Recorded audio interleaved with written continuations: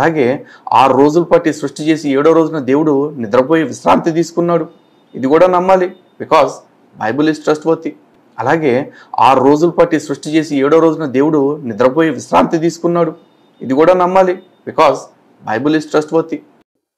అసలు మన దాంట్లో ఏంటి అంటే సంకల్ప సిద్ధి, సంకల్ప మాత్రం చేతే సృష్టి జరిగిపోతుంది.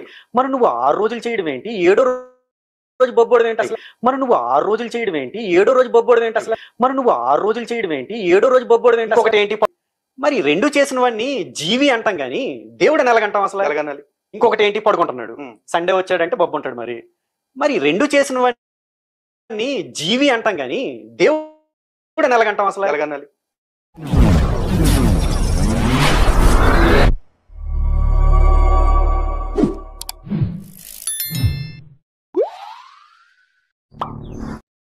హాయ్ ఫ్రెండ్స్, అందరికీ వందనాలండి. Praise Lord. అలాగే హైందవులకు కూడా నా యొక్క నమస్కారాలు తెలియజేస్తా ఉన్నాను. చూసారా ఏ విధంగా బైబిల్ మీద బురద చల్లుతూ ఉన్నారో? బైబిల్ వాక్యాలు అర్థం కాక కనీసం బైబిల్ని స్పష్టంగా అక్షరాలు విడివిడిగా పెట్టుకొని కూడా కనీసం చదవక ఈ విధంగా పొరపాటు పడుతూ ఉన్నారండి. అసలు నిద్రపోయిన దేవుళ్ళు ఎవరో అనేది ఈ యొక్క వీడియోలో బైబిల్ మరియు హిందూ గ్రంథాలతో మనం పోల్చి మాట్లాడటం జరిగింది. గతంలో నేను చేసిన వీడియోని మళ్ళీ ప్లే చేస్తాను. అయితే కొత్త అంశం ఒకటి యాడ్ చేస్తూ ఈ యొక్క వీడియోని మొదలు పెడతాను. చూడండి, వీళ్ళ యొక్క ఉపనిషత్తుల్లో అంటే వేదసారమే ఉపనిషత్తు అనమాట. ఇలా ఉపనిషత్తు అనేటువంటి బృహదారణ్యక ఉపనిషత్తులో 3వ అధ్యాయము 3వ బ్రాహ్మణంలో ఈ విధంగా ఉంటుంది. చూడండి, ఇక్కడ నీరే అగ్ని అని చెప్పబడింది. ఆ నీటిలో సారంగా ఉన్న నురగలాంటి స్థూల భాగం గట్టిగా ఘనీభవించి అదే భూమిగా ఏర్పడింది. ఏదైతే నీరుందో ఆ నీరు గట్టిగా ఘనీభవించి అదే భూమిలాగా ఏర్పడిందంట.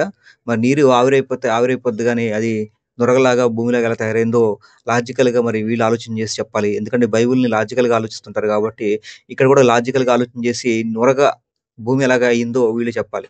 తర్వాత, ఈ భూమి ఆవిర్భవించే నాటికి ప్రజాపతి బాగా అలసిపోయాడు.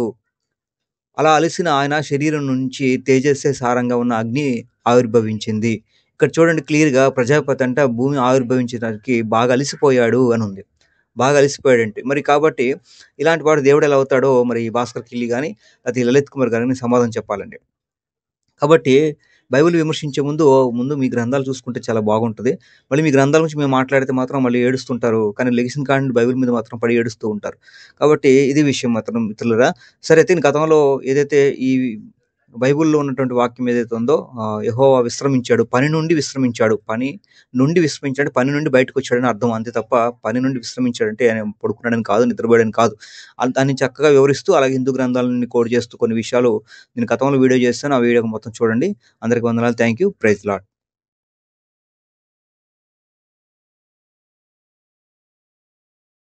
ఈ డాడీ బొబ్బున్నాడు, ఈ బొబ్బున్న వాడు దేవుడు ఎలా అవుతాడు, నిద్రపోతే ప్రాణి గాని దేవుడు ఎలా అవుతాడు, ఇలా ప్రశ్నించడం జరిగిందండి.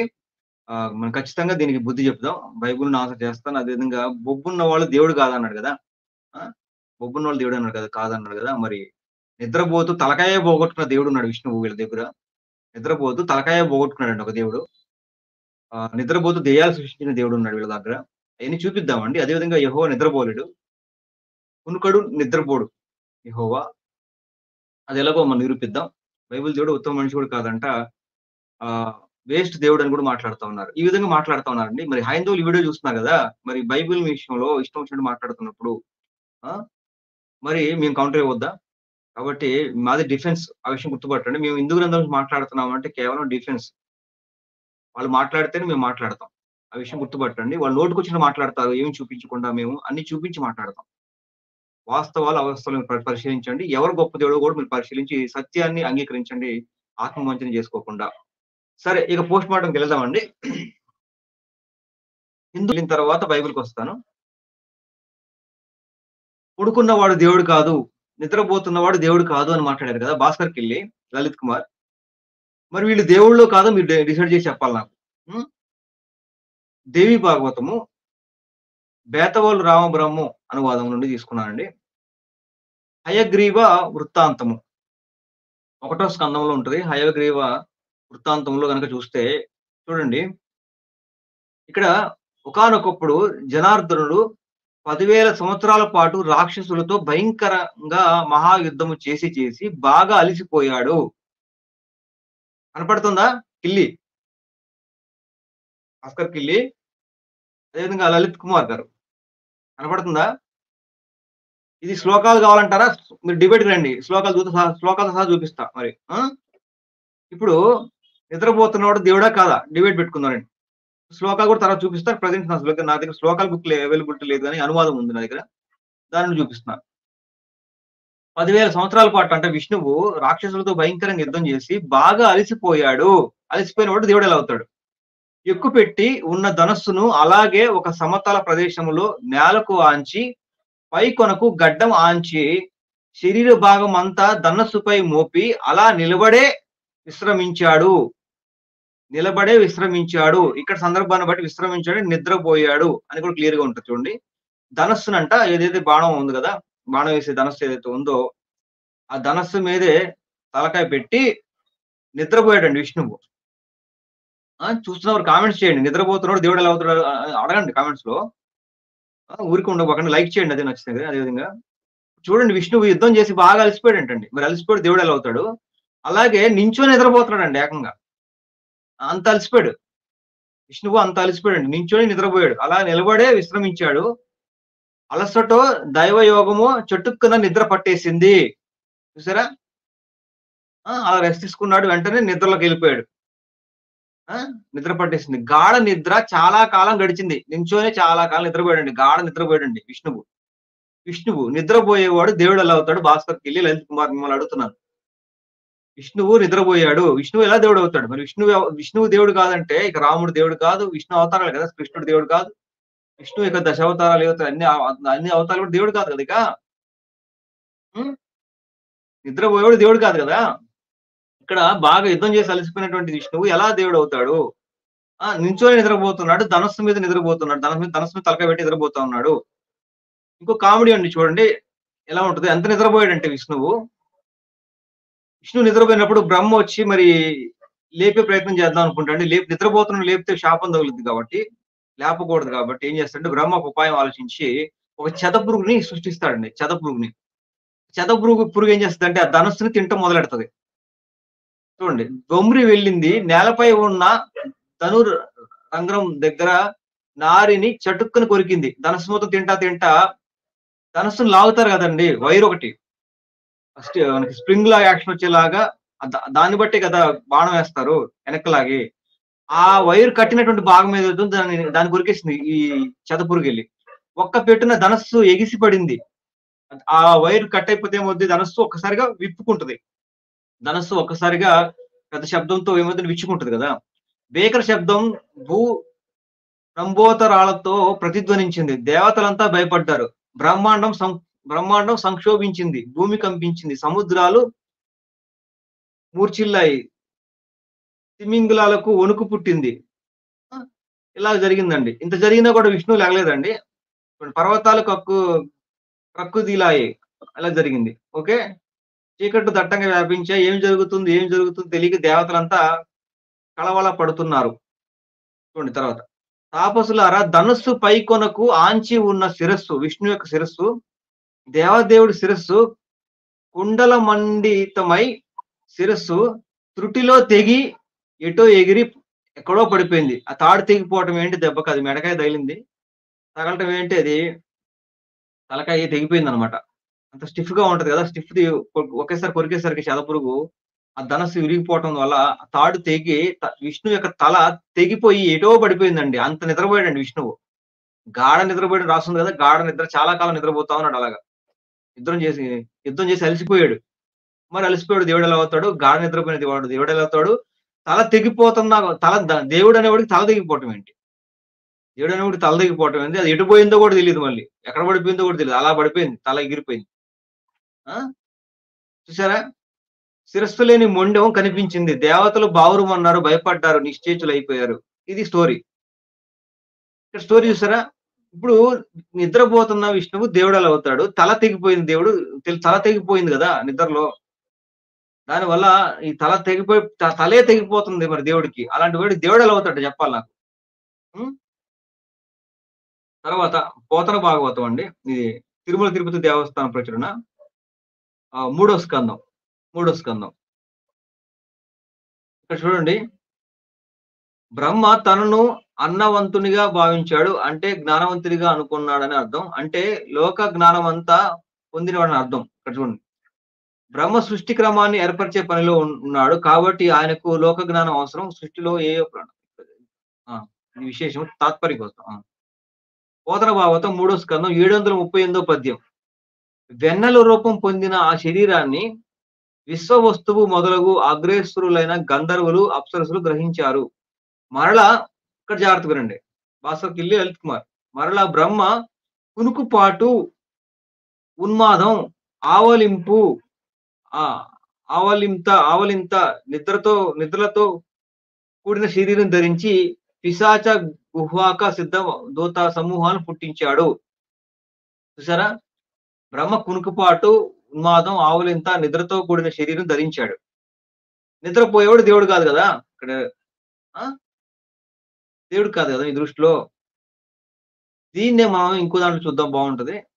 శ్రీమద్ భాగవత మహాపురాణం 3వ స్కందం గీతా ప్రసానవాదం. ఇది కనుక చూడండి, వ్యాస భాగవతం, ఇది ఇందాక పోతన భాగవతం చూస్తాం. 3వ స్కందం అధ్యాయం 20. ఇది చూద్దాం. చూడండి 39 నుండి 40 శ్లోకం వరకు చూద్దాం. 39 నుండి 40 శ్లోకం.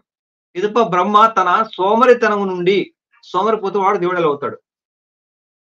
సృష్టి చేసి అలిసిపోయాడు కదా. సోమరితనం నుండి భూత పిశాచములను ఉత్పన్నం చేసెను. వారు దిగంబరులై కేశములను విరబూసుకుని ఉన్నారు. వారిని చూచినంతనే అతడు కళ్ళు మూసుకొనెను. ఆయన బ్రహ్మ చేసిన సృష్టి చూసి ఆయనే కళ్ళు మూసుకున్న పరిస్థితి అండి అది. సోమరితనం నుండి పుట్టారండి వీళ్ళు, భూత పిశాచములు. లలిత్ కుమార్, హిందుత్వం దెయ్యాలు లేవంటున్నావు కదా, ఇక పిశాచములు. వారిని చూచినంతనే అతడు కళ్ళు మూసుకొనెను. అప్పుడు బ్రహ్మదేవుడు ఆవలింతను విడిచిపెట్టెను. ఆ ఆవలింత అనే శరీరమును భూత పిశాచములు గ్రహించెను. దానిని నిద్ర అని అందురు. దాని వల్ల జీవులు ఇంద్రియముల యందు శైథిల్యం ఏర్పడెను. ఎంగిలి నోటితో నిద్రించిన ఎడల వారిని భూత పిశాచములు ఆక్రమించి మోహితులను చేయును. దానినే ఉన్మాదం అని అంటారు. చూడండి, బ్రహ్మ సోమరితనంలో ఈ నిద్రపోవటం వల్ల, దాని వల్ల ఈ పుట్టిని, ఆ శరీరాన్ని విడిచిపెట్టేస్తాడండి. ఇది సారాంశం అక్కడ. మరి మీరు సమాధానం చెప్పాలి. విష్ణు ఎలా దేవుడు అవుతాడు? నిద్రపోతున్న విష్ణువు ఎలా దేవుడు అవుతాడు? ప్రజాపతి ఎలా దేవుడు అవుతాడు? నిద్రాని శరీరం ధరించినటువంటి బ్రహ్మ ఎలా దేవుడు అవుతాడు? సమాధానం చెప్పాలి మీరు. సరే, ఇప్పుడు మనం హిందూ గ్రంథాలు అయిపోయిందండి. హిందూ గ్రంథాల పోస్ట్ మార్టం అయిపోయింది. బైబిల్కి వద్దాం. వీళ్ళు తీసుకున్న వచనం ఏంటంటే ఆది కాండం 2వ అధ్యాయం 2వ వచనం. దేవుడు తాను చేసిన తన పని 7వ దినములోగా సంపూర్తి చేసి, తాను చేసిన తన పని అన్నంతటి నుండి 7వ దినమున విశ్రమించెను. ఇక్కడ విశ్రమించిన వరకే తీసుకుంటారండి. విశ్రమించిన వరకే తీసుకోకూడదండి. తన పని అన్నంతటి నుండి 7వ దినమున విశ్రమించిన. పని నుండి బయటికి వెళ్ళటం, పనిని ముగించటం, ఇంకా పని చేసిన తర్వాత ఇంకేమి చేయకుండా ఉండటం, పని నుండి బయటికి రావటం అనే వస్తుందని అర్థం. అది ఇబ్బరుని కూడా చూపిస్తాను మీకు. ఇది విశ్రమించని సరికి నిద్రపోయాడు అన్నట్టుగా తీసుకుంటారు. కాదండి, పని అంతటి నుండి అని ముందు కూడా తీసుకోవాలి కదా. పని అంతటి నుండి బయటకు వచ్చిన అర్థం. ఇంకోటి, కాబట్టి దేవుడు ఆ 7వ దినమును ఆశీర్వదించి పరిశుద్ధపరచను. ఎలైనగా దానిలో దేవుడు తాను చేసినట్టు సృజించినట్టు తన పని అంతటి నుండి విశ్రమించను. పని నుండి విశ్రమించను అంటే సభ నుండి రాజు బయటికి వెళ్ళి విశ్రమించను అన్న వస్తుంది. అలాగ మాట్లాడాలి. సరే, దాని గురించి ఇంకా డెప్త్ ఇస్తాను. ఇక్కడ ఎక్కడ కూడా సృష్టి చేసి అలసిపోయాడు, గాఢ నిద్ర పట్టింది, అలసిపోయాడని ఇక్కడ ఉందండి. దానివల్ల నిద్రపోయాడని ఉందండి. కానీ హిందూ గ్రంథాల్లో ఉంది కదా, విష్ణువు యుద్ధం చేసి అలసిపోయాడు, గాఢ నిద్ర పట్టింది అని ఉంది. అలసిపోయినట్టుగా ఉంది. అలాగే ప్రజాపతి అలసిపోయినట్టుగా ఉంది. మరి ఇక్కడ అలా ఉందా? అలసిపోయినట్టుగా లేదు. పని అంతటి నుండి విశ్రమించాను అంటే పని అంతటి నుండి బయటకు వచ్చాడని. అలసిపోయి విశ్రమించాను, లేకపోతే ఇంకా చాలా అనుకుని విశ్రమించాను, ఇలాంటి ఏమైనా ఉందా? ఏం లేదండి. పని అంతటి నుండి విశ్రమించాను, పని నుండి బయటకు వచ్చినట్టు తీసుకోవాలి. సరే, నువ్వు చెప్పడం కాదు టిఎస్ కుమారు, మాకు మూలం నుండి చూపించి అంటారు కదా వీళ్ళు. చూద్దాం. సరే, ముందు బైబిల్లో ఏం చెప్పబడిందంటే చూడండి దేవుడి గురించి. యెషయా గ్రంథం 40వ అధ్యాయం 28వ వచనం. నీకు తెలియదా, నీవు వినలేదా, భూతిగంతములను సృజించిన యెహోవా నిత్యుడగు దేవుడు. ఆయన సొమ్మసిల్లడు, అలియడు. ఆయన జ్ఞానమును శోధించుట అసాధ్యము. ఆయన సొమ్మసిల్లడు, అలియడు. ఆయన అలసిపోడండి. మరి హిందూ గ్రంథాల్లో విష్ణువు, బ్రహ్మ, ప్రజాపతి అలసిపోతారేమో కానీ బైబిల్‌లో దేవుడు అలసిపోడు, సొమ్మసిల్లడు, అలియడు. ఆ! కీర్తన కీర్తన గ్రంథం 121 అధ్యాయం 3వ వచనం. ఆయన నీ పాదము తొట్రిల్లనీయుడు, నిన్ను కాపాడువాడు కునుకడు. అంటే నిద్రపోడు. చూసారా? నిన్ను కాపాడువాడు కునుకడు. ఇశ్రాయేలును కాపాడువాడు కునుకడు, నిద్రపోడు. కీర్తన 121 అధ్యాయం 4వ వచనం. ఆయన నిద్రపోయే దేవుడు కాదండి. ఇక్కడ ముఖ్యంగా ఇంకొక విషయం కూడా చెప్పాలి. అసలు విషయం మర్చిపోయాను నేను. సుప్రభాతం ఉంది గదా! సుప్రభాతం. నిద్రపోయేవాడు దేవుడు కాదు అంటున్నారు కదా! భాస్కర్ కిల్లి లలిత్ కుమార్. మొట్టమొదట సుప్రభాతం ఉంది గదా! వెంకటేశ్వర స్వామిని వెంకటేశ్వర స్వామిని అదేవిధంగా ఆయన భార్యని రాత్రిపూట పడుకోబెట్టేసిన తర్వాత మళ్ళీ ఉదయాన్నే సుప్రభాతం పాడి లేపుతారు గదా! సుప్రభాతం అంటే లేపుతారు గదా! లెగమని. హ్మ్. మరి దేవుడినే మీరు నిద్రపుచ్చుతున్నారు. నిద్రపోతున్నవాడు దేవుడు కాదని మీరు మంచి హైందవులు అర్థం చేసుకుంటారు. అది వేరే విషయం. ఈ కొత్తగా ధర్మరక్షకుల పేరుతో ఇచ్చిన మొత్తం మొదలు ఎవరైతున్నారో వీళ్ళకి తెలీదండి. హైందవులారా మీరు మంచోళ్ళే. ఈ ధర్మరక్షకుల పేరుతో వచ్చారు కదా! ఈ ధర్మాన్ని నాశనం చేయడానికి వచ్చారు కదా వీళ్ళు. ఈ ధర్మాన్ని, ఈ గ్రంథాలన్నీ తీపిస్తున్నారు కదా వీళ్ళు. ఈ ధర్మాన్ని నాశనం చేసి వాళ్ళు వచ్చారు కదా! వీళ్ళకి తెలీదండి మరి అదన్నీ. వీళ్ళకి తెలియకుండా నోటుకొచ్చినట్టు మాట్లాడేస్తారు. మీకు బాగా తెలుసు దేవుడు నిద్రపోతాడని పొద్దున్న లేపాలని మీకు తెలుసు. వీళ్ళకి తెలీదు. ఇప్పుడు సుప్రభాతం పేరుతోటి నిద్రపోతున్న దేవుడిని లేపుతున్నారు కదా! వాళ్ళంతా కూడా పూజించేది దేవుడిని కాదా? తిరుమల తిరుపతి వెంకటేశ్వర స్వామి నిద్ర లేపుతున్న వాళ్ళు ఎవరైతే ఉన్నారో, ఆళ్ళు నిద్ర బుచ్చుతున్న వాళ్ళు ఎవరైతే ఉన్నారో, లేకపోతే నిద్రపోయిన వాళ్ళు లేపుతున్నది ఏదైతే ఉందో, మరి దాన్ని ఏమంటారు? ఆ విషయం సమాధానం చెప్పాలండి మీరు. ఇప్పుడు మీకు 4 క్వెషన్‌లు ఏసాను.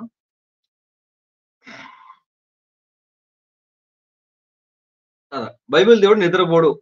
ఓకే. కునుకడు, నిద్రపోడు, కాపాడుతాడాయన. ఆయన సొమ్మసిల్లడు, అలియడు, అలసిపోడు చూపించానండి. సరే. బైబిల్‌లో ఏముంటుందో చూడండి. ఆదికాండం 17వ అధ్యాయం 1వ వచనం. నేను సర్వశక్తి గల దేవుడను అని ఉంటదండి. ఆ! సర్వశక్తి గల దేవుడని ఆయన అలసిపోడండి. అదేవిధంగా కీర్తనల గ్రంథం 33వ అధ్యాయం 6వ వచనం.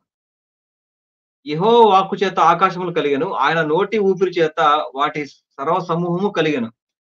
ఆయన ఊపిరి చేతనే కలుగుతా ఉన్నాయండి. ఆయన మాట చేత కలుగుతా ఉన్నాయండి. ఆయన ఎలా అలసిపోతాడండి? ఎలా అలసిపోతాడండి? ఆయన మాట సెలవీయగా దాని ప్రకారం ఆయన ఆజ్ఞాపింపగానే కార్యము స్థిరపరచబడెను. కాబట్టి అంత శక్తిమంతుడండి యెహోవా.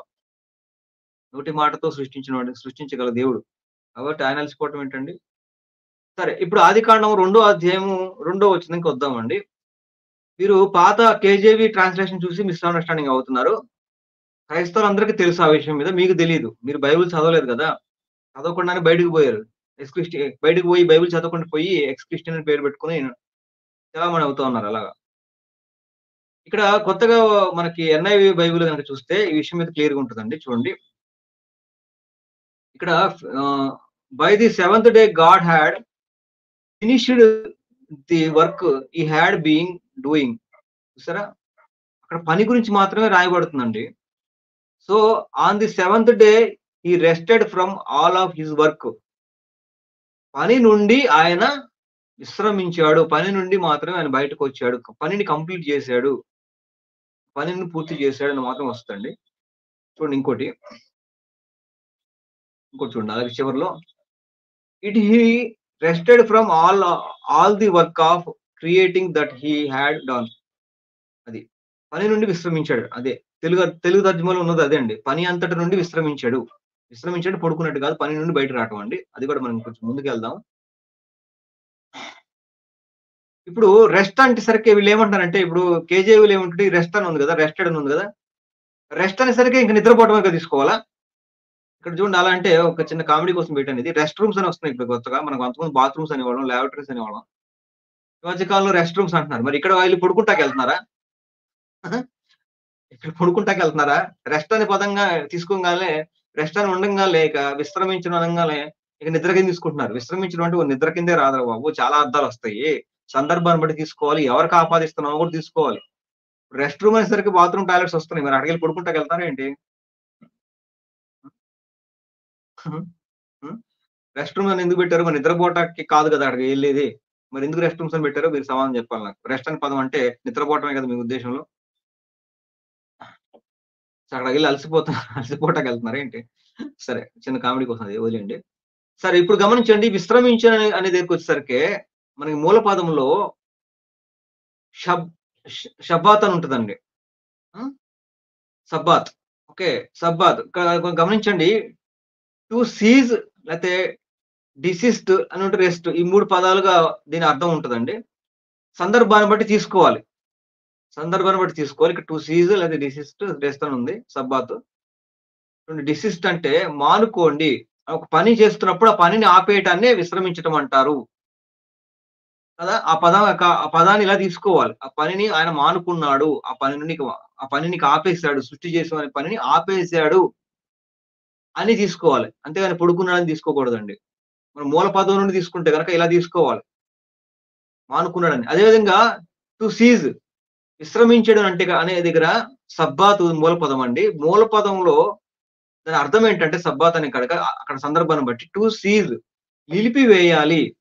అంటే ఆయన సృష్టి చేయటాన్ని ఆపేసాడు, నిలిపివేశాడు అని మాత్రమే అర్థం అండి ఆ పనిని. అంతేగాని నిద్రపోయాడు, అలసిపోయాడని కాదండి అక్కడ. సరే, ఇప్పుడు చూడండి, ఇక సబ్బాత్ అనే పదం ఇంకా బైబిల్‌లో కొన్ని చోట్ల ఉంది. దాన్ని బట్టి అర్థం ఎలా తీసుకోవాలో చూస్తున్నాను. అదే సబ్బాత్ అనే పదం అన్ని చోట్ల విశ్రమించను, నిద్రపోయాడని కాదండి. చూడండి, నిర్గమకాండం 5వ అధ్యాయం 5వ వచనం. మరియు ఫరో, ఇదిగో ఈ జనము ఇప్పుడు విస్తరించి ఉన్నది. వారు తమ బరువులను విడిచి తీరికగా నుండునట్లు మీరు చేయుచున్నారని వారితోనండి. ఖాళీగా ఉండటం అండి. ఇక్కడ సబ్బాత్ అనేది నిద్రపోవటం, విశ్రమించడం కాదండి. తీరికగా ఉండటం అంటే పని ఆపేసేసి పని అయిపోయిన తర్వాత తీరికగా ఉండటం అంటే ఖాళీగా ఉండటం, పని చేయకుండా ఉండటం అంతవరకే తీసుకోవాలి సబ్బాత్ అంటే. కాబట్టి ఇక్కడ నిద్రపోతున్నట్టుగా అర్థం తీసుకోవచ్చా? తీసుకోకూడదండి. అలాగే యెహోవా కూడా సృష్టి చేసిన తర్వాత ఆయన పని ఆపేశాడు, నిలిపివేశాడు, లేకపోతే మానుకున్నాడు అంతవరకే తీసుకోవాలని అర్థాలు. మూల పదాన్ని బట్టి కూడా. నిర్గమకాండం 20వ అధ్యాయం 8వ వచనం. విశ్రాంతి దినమును పరిశుద్ధంగా ఆచరించుటకు జ్ఞాపకం చేసుకొనుము. 6 దినములు నీవు కష్టపడి నీ పని అంతా చేయవలెను. 7వ దినము నీ దేవుడైన యెహోవాకు విశ్రాంతి దినము. దానిలో విశ్రాంతి దినం నిద్రపోవటం కాదు. దానిలో చూడు. దానిలో నీవైనను, నీ కుమారుడైన, నీ కుమార్తెను, నీ దాసుడైనను, నీ దాసి అయినను, నీ పశువైనను, నీ ఇళ్లలో ఉన్న ప్రదేశి అయినను ఏ పనియు చేయకూడదు. ఇక్కడ సబ్బాత్ అండి. మూలపదం. ఏ పని చేయకూడదు అంటే దేవుడు ఏ పని చేయకుండా ఉన్నాడు అని అర్థం అండి. పని ముగించేసి కంప్లీట్ అయిపోయింది కదా! అలాగా. ఏ పని చేయకుండా ఉండడం దగ్గర సబ్బాత్ తీసుకున్నారండి మూల పదంలో. చూడండి, నిర్గమకాండం 20వ అధ్యాయం 11వ వచనం. 6 దినములలో యెహోవా ఆకాశమును, భూమియు, సముద్రమును వాటిలో సమస్తం సృజించి 7వ దినమున విశ్రమించెను. 7వ దినం నిద్రపోయాడనా? కాదండి. పనిని నిలిపివేసెను, లేకపోతే పనిని మూల పదాలను బట్టి తీసుకుంటే మానుకొనెను అని అర్థం. ఆ! అందుచేత యెహోవా విశ్రాంతి దినం ఆశీర్వదించి దాన్ని ప్రస్తుతపరిచాను. ఇంకా చూడండి, ముగింపులోకి వెళ్తారండి. నిర్గమకాండం 31వ అధ్యాయం 17వ వచనం. నాకును ఇశ్రాయేలుకును అది ఎల్లప్పుడూ గుర్తై ఉండును. ఎలా అనగా 6 దినములు యెహోవా భూమి ఆకాశమును సృజించి 7వ దినమున పని మాని విశ్రమించెను. పని నుండి పని ఆపేసాడు. పని మానేసి ఇక ఆపేసినట్టు తీసుకోవాలి. విశ్రమించి నిద్రపోతున్నట్టు కాదు. ఎందుకంటే బైబిల్ క్లియర్‌గా ఉంది యెహోవా నిద్రపోడని. ఇంకా మనకి దీని గురించి వచనాలు చూస్తున్నాను బైబిల్ ఎక్కడెక్కడ ఉన్నాయో చూపిస్తానని. హెబ్రీయులు రాసిన పత్రిక 4వ అధ్యాయం 10వ వచనం. ఎందుకనగా దేవుడు తన కార్యములను ముగించి విశ్రమించిన ప్రకారము ఆయన యొక్క విశ్రాంతిలో ప్రవేశించిన వాడు కూడా తన కార్యములను ముగించి విశ్రమించును. కార్యములు ముగించి విశ్రమించిన ప్రకారం ఇంకా ఆగిపోయినట్టు ప్రకారం మనం కూడా అలాగా ఆ విశ్రాంతిలోకి వెళ్తామని. అంటే ఇక నిద్రపోవటానికి వెళ్తాం, దేవుడి దగ్గరికి నిద్రపోవటానికి వెళ్తామని కాదు కదా! దేవుడి దగ్గరికి విశ్రాంతిలో కష్టపడతామన్నాను. భూమి చాలా కష్టపడ్డామండి. అక్కడ రెస్ట్ తీసుకోవటానికి వెళ్తున్నాం. విశ్రాంతిలోకి వెళ్తున్నాం. విశ్రాంతిలోకి వెళ్ళాం. అంటే ఏంటి? దేవుడితో పాటు ప్రశాంత జీవితంలోకి వెళ్తున్నాం అనమాట. ఇక ప్రశాంతంగా ఎటువంటి భారం లేకుండా ఉండటం కోసం అనమాట అర్థం. చూడండి ఇంకోటి, మత్తయి సువార్త 11వ అధ్యాయం 28వ వచనం. ప్రయాసపడి భారం మోసుకొనుచున్న సమస్త జనులారా నా యొద్దకు రండి, నేను మీకు విశ్రాంతి కలుగజేయుదును. వీళ్ళకి విశ్రాంతి అంటే నిద్రే కదండి వీళ్ళ ఉద్దేశంలో. హిందువులకి, అది మతోన్మాదులకి విశ్రాంతి నిద్రే కదా! అంటే ప్రయాసపడి భారం మోసుకొనుచున్న సమస్త జనులారా నా యొద్దకు రండి, నేను మీకు విశ్రాంతి కలుగజేస్తాను. మిమ్మల్ని నిద్రపుచ్చుతాను, మీకు నా దగ్గర నిద్ర వస్తుంది, నిద్రపోతకు రండి అని చెప్తున్నాడండి. నిద్రపోవటానికి భూమి మీద మనకు మంచాలు లేవా? మనకు నిద్రపోవటానికి సమయం లేదా? నిద్రపోవటానికి గదులు లేవా? నిద్రపోవటానికి చీకటి లేదా? ఎంత భారాలు ఉన్నా సరే, ఎన్ని కష్టాలు ఉన్నా సరే నిద్రపోతున్నాం కదండి. నిద్ర లేదని మనం దేవుడి దగ్గరికి వెళ్తున్నామా? నిద్రపోవడానికి దేవుడి దగ్గరికి వెళ్తున్నామా? కాదండి. విశ్రాంతి అంటే మనశ్శాంతి, నెమ్మది కలిగి ఉండటం. అలాగే దేవుడు సృష్టి మొత్తం చేసి ఆయన నెమ్మది పొందాడు. అని మాత్రమే తీసుకోవాలి అర్థం. విశ్రాంతి అని వచ్చిన దగ్గరికి వెళ్ళి నిద్ర కింద తీసుకోకూడదు. విశ్రాంతి అని వచ్చిన దగ్గర అలసిపోయినట్టుగా తీసుకోకూడదు. విశ్రాంతి అని వచ్చిన దగ్గరికి వెళ్ళి పడుకోవడం కోసం చూడకూడదు. అలసిపోయినట్టుగా తీసుకోకూడదు. విశ్రాంతి అనేది మనశ్శాంతి, నెమ్మది పొందటం, ఇతరులకు భారం నుండి విడుదల పొందటం. అలాగా చూడండి, బైబిల్‌లో ఒక మాట ఉంటదండి. ఇక్కడ యెహోవా ఫస్ట్ ఏముందండి, దేవుని ఆత్మ జలములపై అల్లాడుచుండెను. ఆయనకి విశ్రాంతి లేకుండా భారంతో ఉన్నాడండి సృష్టి చేయాలని. విశ్రాంతి లేకుండా భారంతో ఉండటం అంటే నిద్రపోవటం కోసం కాదండి. ఒక భారంతో ఉండటం కూడా విశ్రాంతి లేకపోకుండా ఉండటమే. ఆ విధంగా తీసుకోవాలి ఆ పదం యొక్క అర్థం. తర్వాత చూడండి, దేవుడు తాను చేసిన పని తర్వాత ఏం చేశాడు? ఫస్ట్ భారంతో ఉన్నాడు. విశ్రాంతి లేకుండా ఉన్నాడు. అల్లాడుచున్నాడు. తర్వాత ఆయన విశ్రమించానంటే ఇక్కడ ఏంటి? భారం ఆయన హృదయంలోని భారాన్ని తొలగించుకుని అర్థం. దానికి ఎగ్జాంపుల్ గాని మీకు ఇది చూపించా. మత్తయి సువార్త 11వ అధ్యాయం 28వ వచనం. ఇది బెస్ట్ ఎగ్జాంపుల్. ప్రయాసపడి భారం మోసుకొనుచున్న సమస్త జనులారా నా యొద్దకు రండి, నేను మీకు విశ్రాంతి కలుగజేస్తున్నాను. నిద్రపోవడానికి రండి, మీకు నిద్ర పుట్టిస్తాను. ఆ నిద్ర పోదురు గాని అని అన్నాడా? నిద్ర లేకుండా ఉంటారండి ఎవరైనా? భారం ఉంటే మాత్రం. ఇక్కడ హృదయానికి సంబంధించిన విషయము. లేకపోతే భారం ఉంటే విశ్రాంతి ఉండదు. ఆ హృదయంలో అలజడి ఉంటది. ఆ విషయం ఆ విధంగా తీసుకోవాలండి బైబిల్‌లో. సరే, ఇంకా వీళ్ళకి అర్థం కాదండి. ఇంకా నేను చెప్పేది రైట్ కాదనిపిస్తుంది. దీని రెస్ట్ అనేసరికి రెస్ట్ అని ఇంగ్లీష్‌లో ఉంది కదండీ అంటారు. రెస్ట్ అనేసరికి ఇన్ని విషయాలు చూపించాను కదా, ఇంకా చూపిస్తానండి. రెస్ట్ అంటే అన్ని సందర్భాల్లో నిద్రపోతున్నాం అని కాదు. రెస్ట్ అంటే అన్ని సందర్భాల్లో పడుకోవడం కోసం కాదండి.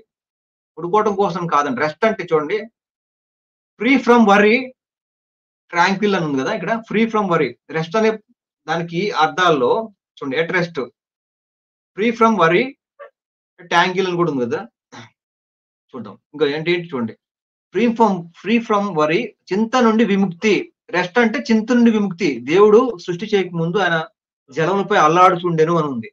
ఆ చింత నుండి దేవుడు సృష్టి చేయాలి, మనుషుల్ని తయారు చేయాలి, సృష్టి చేయాలి అని ఒక చింతలో, ఒక భారంలో అల్లాడుతూ ఉన్నాడు. అలాంటి వ్యక్తి, అలాంటి దేవుడు ఆయన విశ్రమించాడు అంటే, రెస్ట్ తీసుకున్నాడు అంటే అర్థం ఏంటి? ఆ చింత నుండి విముక్తి అయ్యాడు అనేది కూడా మీకు ఇంగ్లీష్ డిక్షనరీ చూపిస్తున్నాను. కాబట్టి ప్రశాంతమైన విముక్తి పొందాడండి. అంటే ఆ విధంగా ఆయన మనసు కుదిరిపడిందండి నాకు ఆయన సృష్టి చేసినప్పుడు. అప్పుడు కుదిరిపడింది. అదే ఇక్కడ విశ్రమించాను, జలములపై అల్లాడుతుండేను ఫస్ట్. తర్వాత సృష్టి మొత్తం చేసిన తర్వాత ఆయన అప్పుడు అల్లాడటం అనేది ఆగిపోయింది. విశ్రమించాను అని మాత్రమే తీసుకోవాలండి. కాబట్టి విశ్రమించాను అంటే దానికి మూల పదం హెబ్రీలో నుండి తీసుకోవాలండి. పని మానుకొనెను, పని ఆపేశాడు అని మాత్రమే మనకు మూల పదం నుండి అర్థం వస్తుందండి. నిద్రపోయినట్టుగా అర్థం రాదు. సరే, మూల పదంలో రెస్ట్ అనే పదం కూడా ఉందంటారు. రెస్ట్ అంటే అక్కడ తన యొక్క స్ట్రెస్ నుండి విముక్తి పొందటం, లేకపోతే స్ట్రెస్ నుండి విశ్రమించటం, తను నెమ్మది పొందటం అనే కాన్సెప్ట్ కూడా అక్కడ వస్తుంది. అంతే తప్ప నిద్రపోతున్నట్టు కాదు. బైబిల్ స్పష్టంగా ఉంది, యెహోవా నిద్రపోయేవాడు, కునుకుడు నిద్రపోడు ఆయన. వాళ్ళని కంచి వేసి కాపాడే దేవుడైన, సర్వశక్తిమంతుడైన, మాటతో సృష్టించిన దేవుడు సృష్టిని. కాబట్టి ఆయన అలసిపోవడం అనేది కాదండి. ఆయన విశ్రాంతి తీసుకున్నాడు అంటే నెమ్మది పొందుకున్నాడు అని మాత్రమే అర్థాలు తీసుకోవాలి. పని మానేశాడు, పని అంతటి నుండి విశ్రమించాను అంటే పని నుండి బయటకు వచ్చాడు, పని ఆపేశాడు, ఇంకా పని చేయటం మానేశాడు. ఇవి అర్థాలు వస్తాయి, నిద్రపోవటం కాదు. ఆయన పని అంతటి అని క్లియర్ గా ముందు మెన్షన్ చేశాడు. అందుకే తెలుగు తర్జుమాలో రెస్ట్ ఆఫ్ హిస్ వర్క్ అని చెప్పాను. వర్క్ నుండి రెస్ట్ తీసుకోవడం, వర్క్ నుండి బయటకు వెళ్ళటం అని అర్థం వస్తుంది. మీకు అర్థం కాదు, అందుకనే మీకు ఎంత చెప్పినా అర్థం కాదు. కాబట్టి సరే, నిద్రపోయేవాడు దేవుడు కాదు అన్నప్పుడు మీరు సుప్రభాతం ఎందుకు చేస్తున్నారు? నాకు సమాధానం చెప్పాలి. అలాగే విష్ణువు ధనస్సు మీద నిద్రపోయి తల పోగొట్టుకున్నాడు, గాఢ నిద్రలోకి వెళ్ళాడు, అలసిపోయాడు అని ఉంది. విష్ణు ఎలా దేవుడు అవుతాడో నాకు సమాధానం చెప్పాలి. అలాగే బ్రహ్మ నిద్ర ఒక శరీరాన్ని ఆయన సోమరతనంతో తయారు చేశాడు అని ఉంది. అలాగే ప్రజాపతి సృష్టించేసి భూమిని తయారు చేసి ఆయన అలిసిపోయాడు అని ఉంది. ఎలా దేవుడు అవుతాడు? ఇవన్నీ విషయాలు సమాధానం చెప్పాలండి. బైబిల్ మీద ఒక వచనం మీద ఇంత సమాధానం చెప్పా. మరి నిజంగా మీరు పోటుగాళ్ళు అయితే, నిజంగా ధర్మరక్షకులు అయితే, ధర్మాన్ని కాపాడటానికి ముందుకొచ్చుంటే మీరు సమాధానం చెప్పాలి. లేదండి మేము నోటికొచ్చిన మాట్లాడేస్తామండి, బైబిల్ మీద బురదలేస్తామండి, మేము బతికేస్తామండి, బైబిల్ మీదే బతుకుతామండి, మేము మీకు కౌంటర్లు చేయమండి, మేము మీ హిందూ గ్రంథాల మీద అడిగినాటికి సమాధానం చెప్పమండి అంటారా? కాబట్టి మీరు ధర్మం నాశనం చేయడానికి వచ్చినట్టుగా పూనుకున్నట్టే.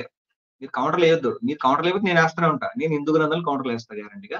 కాబట్టి చూసే విఘ్నులు ఎవరైతే హైందవ సోదరులు ఎవరైతున్నారో, మనస్సాక్షి కలిగినటువంటి హైందవ సోదరులు ఎవరైతున్నారో, ఆత్మ వంచన చేసుకొని హైందవ సోదరులు ఎవరైతున్నారో వాళ్ళు సత్యాన్ని పరిశీలిస్తారు. సత్యాన్ని పరిశీలిస్తారు. కాబట్టి వాళ్ళు మాకు కావాలి. అది మా ఉద్దేశ్యం. ఏ ఒక్కళ్ళైనా సరే సత్యాన్ని తెలుసుకుంటారని నమ్ముతా ఉన్నాను. నిద్రపోయే దేవుళ్ళు ఎవరో మీరు తెలుసుకున్నారు కాబట్టి, వాళ్ళని నిద్రపోయేవాడు దేవుడు కాదని వీళ్ళు చెప్తున్నారు కాబట్టి మీరు తెలుసుకోండి. అదే విధంగా బైబిల్ పట్ల ఇష్టం వచ్చినట్టు మాట్లాడే వాళ్ళకి బుద్ధి చెప్పండి తప్ప, మా గురించి మీరు కోప్పడొద్దు.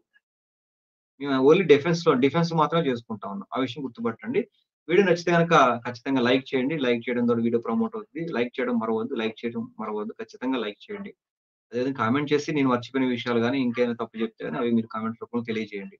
వీడియో నచ్చితే షేర్ చేయండి. నేను చేయాల్సిన పని నేను చేసేసాను. షేర్ చేయటం ద్వారా సత్యాన్ని ప్రజల్లోకి తీసుకొని వెళ్ళండి.